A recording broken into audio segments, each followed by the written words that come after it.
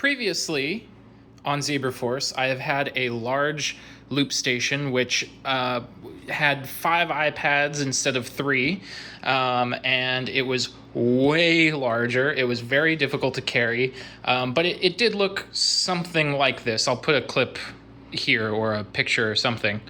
Now it all fits into this case, and then this folds in, everything closes up nicely so I can travel with it. That's the goal. But part of switching into this new setup meant that I needed to rethink a lot of the workflow that the previous loop station was operating off of. In doing that, I ended up just completely starting from scratch.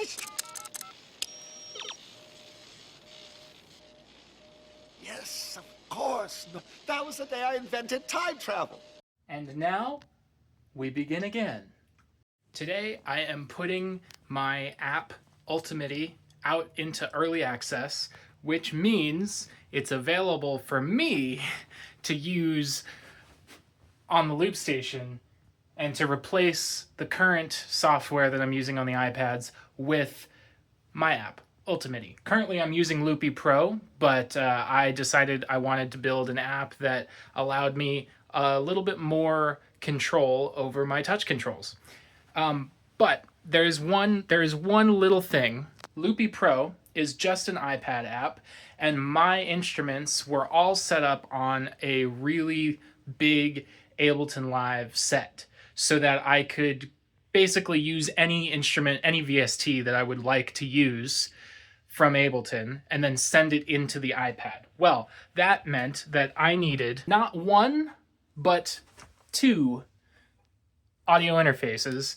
So I would send the audio out of the Mac and into the iPad, which works, but obviously not ideal. These things are heavy, and I could do better.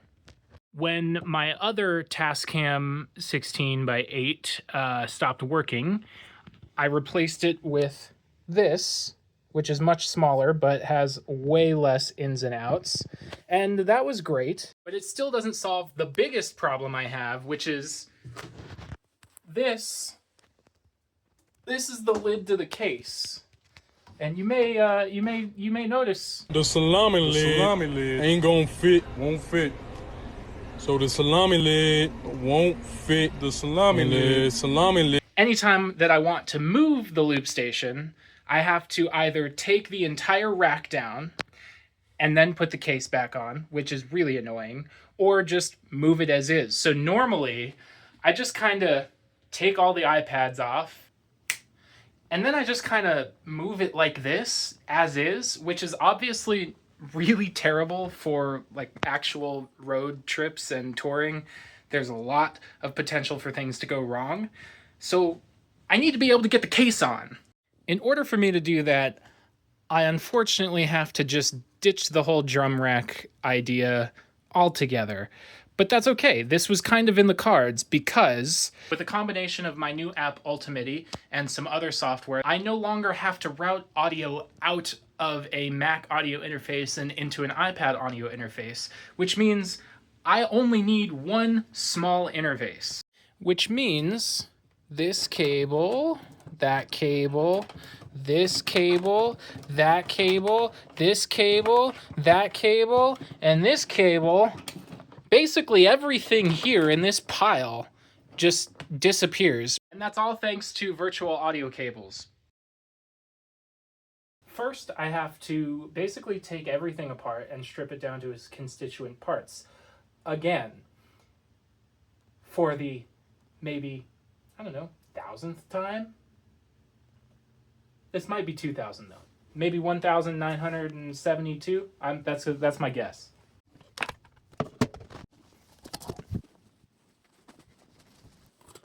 And now, we begin again.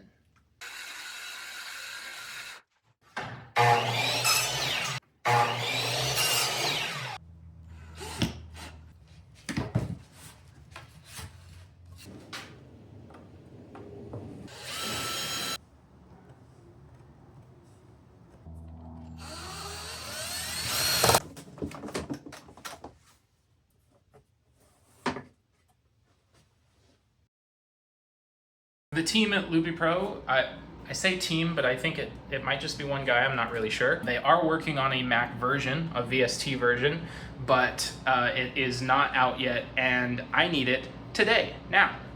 I needed it like months ago, actually. So, I have my own workaround.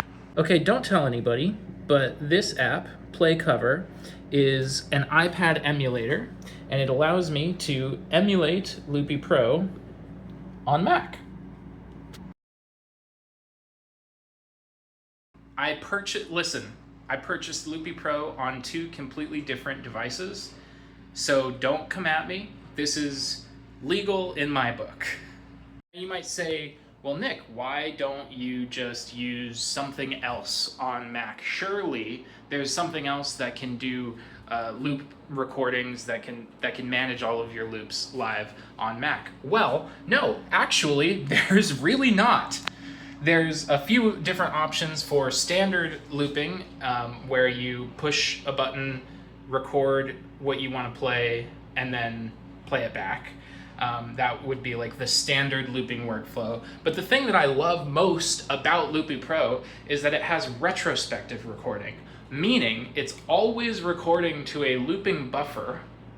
And so you can just play and do your thing, and then when you're ready to play back the last thing that you played, then you activate the loop.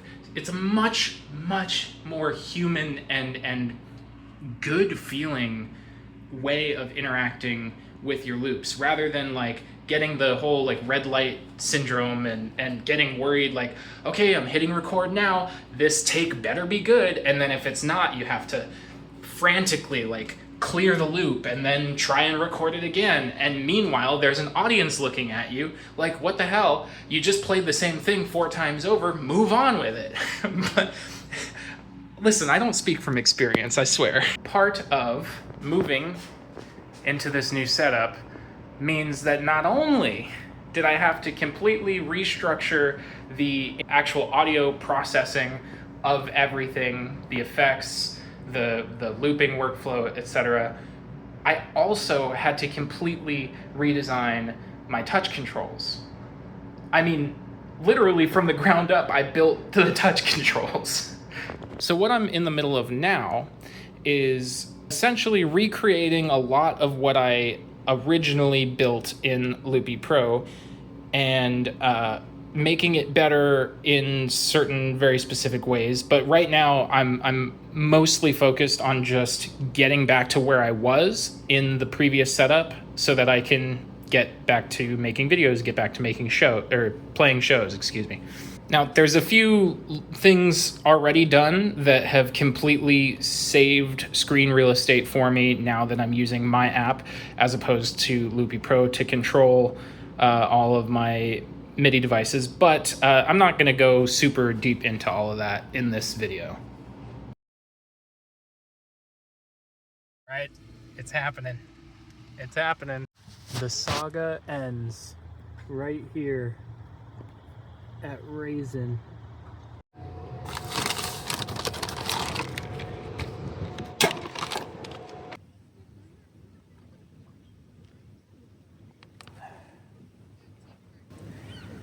Virtual audio cables, emulators. Haven't heard those names in a while. See, I was much younger then, about a week ago. I've learned a thing or two. So the problem with that setup was that every time audio left Ableton, went into the emulator, out of the emulator, and back into Ableton, it had to go through the sample buffer each time for Ableton, which would be the Mac audio device sample buffer, and it had to go through the sample buffer of the emulator. I should have known this. I should have known that. But because there's no documentation on doing things this way, the wrong way, I had to find out for myself whether that was going to be true or not.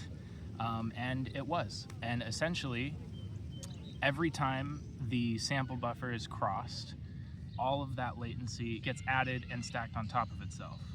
meaning every time I do a full loop around, a little bit of space is added in between the downbeat of the first loop and the downbeat of the second loop. So this whole infinite retrospective post-loop effect thing that I had going in the previous setup is no longer possible with the emulator setup, which means I can't quite do a LoopStation 2.0 yet. I will have to wait until Loopy Pro comes out on Mac for VST, officially, not being ran illegally on an emulator. In the meantime, I'm calling this LoopStation 1.5 because I am using one of these instead of the big 8-in, 16-out interface that I had in the previous setup. What I realized through all of this tinkering is that the big setup that I had, which had two 8-input, 16-output interfaces, was the best way to get all of the instruments separated into their own looping effects chains. But what I ended up doing mid-show every time was putting instruments from one track onto another and then re-looping them that way, which means having them run on their own separate signal chain was kind of redundant. This is a 2-input, 4-output interface, and it fits in the palm of my hand. So in terms of making the whole system mobile, which is obviously the main goal, I think this is going to work just fine, at least for now, until we actually do the 2.0 everything in the box version of the whole station. I didn't mention what this is.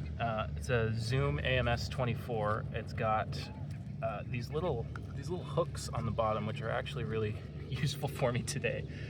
So I'm able to get some Velcro straps on it. I'm also gonna have to ditch one of these fans for now until I can make it home and reorganize everything.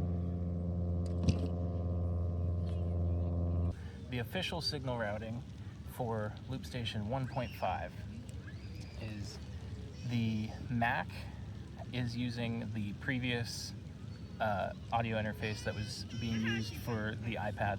Now I'm using that as an aggregate device with the external out, just regular headphone out of the Mac. That's going into the new Zoom audio interface that I just installed, which is connected to the iPad. So I have one stereo channel going from the Mac into the iPad running Loopy Pro. Then I have two stereo outputs coming out of the iPad, one into my headphones so I can have the click, and one into the front of the house. It's unfortunate that I had to take a step backward in this way. I was really hoping to get 2.0 everything in the box running, but unfortunately it's just not in the cards until Loopy Pro comes out as a VST.